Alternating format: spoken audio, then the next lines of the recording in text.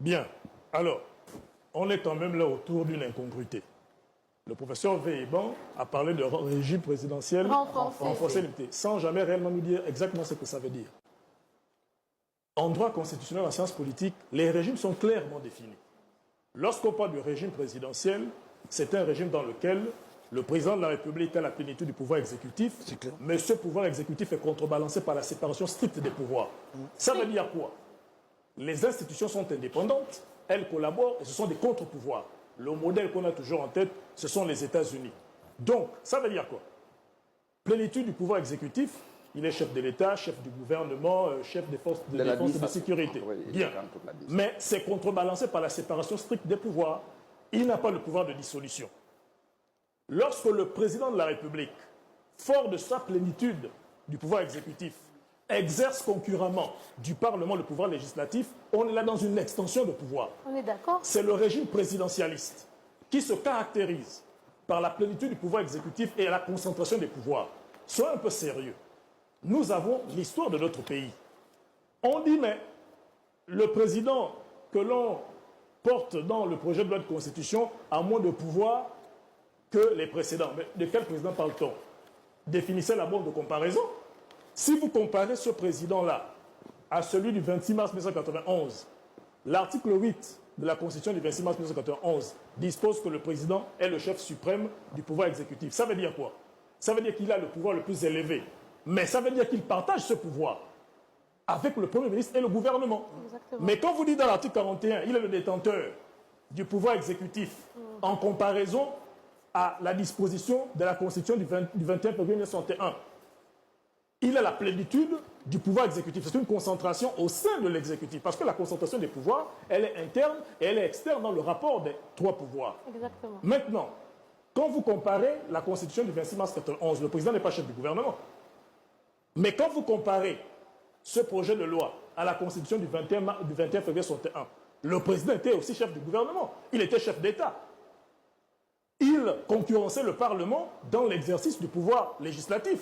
Il présidait le Conseil supérieur de la magistrature. Et Maître Nzigo a dit Bekassim tout à l'heure, dans la Constitution du 21 février 1961, il y avait déjà l'inamovibilité des juges. Relisez la Constitution du 21 février 1961. Est-ce que ça empêchait le coup d'État de 1964? Non. C'était pour quelle raison? C'était pour l'accumulation des pouvoirs. Lorsque Albert Bernard Bongo arrive au pouvoir, il procède à des modifications autoritaires à partir de 68, 76, 79. Ça conduit à quoi? À la tentative de coup d'État de 1984 ou de 1986. Lorsqu'on arrive à l'empire de la Constitution du 26 mars 1991, il procède aussi à des modifications autoritaires. Ça produit quoi?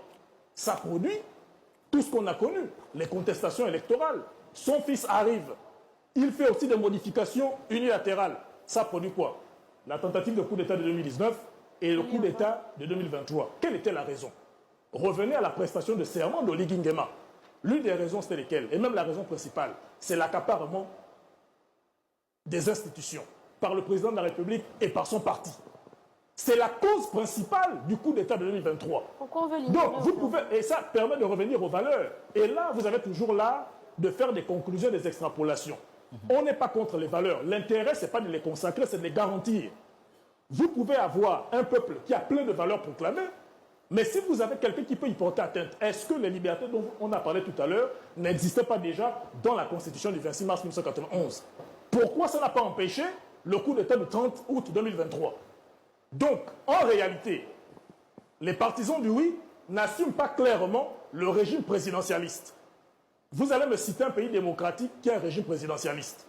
Les régimes présidentialistes n'existent que dans les dictatures d'Amérique du Sud, les dictatures d'Afrique, en Russie, à l'époque, justement dans l'Union soviétique. C'est ça le modèle? C'est ça le modèle que vous défendez? Nous défendons un régime qui a fait consensus dans ce pays. C'est celui de la Constitution du 26 mars 1991, originelle, où il y avait un régime semi-présidentiel. Le président était fort, mais il était limité. Parce que vous parlez des choses, on a l'impression qu'on ne parle pas de la même chose, du même projet de loi. Si vous reconnaissez au président, oui. Êtes-vous en train de dire qu'il y a un non-dit dans cette... Il n'y a pas de non-dit dans le projet de constitution, c'est clair. C'est eux dans leur communication qui n'assument pas ce qui est dans justement le texte. C'est un régime présidentialiste qui ne veulent pas assumer. Quand vous permettez au président d'avoir la plénitude du pouvoir exécutif, de concurrencer le Parlement dans l'exercice du pouvoir De le législatif, dissoudre. de présider le Conseil supérieur de la magistrature. Et Maître Dickou nous a expliqué une grande fable.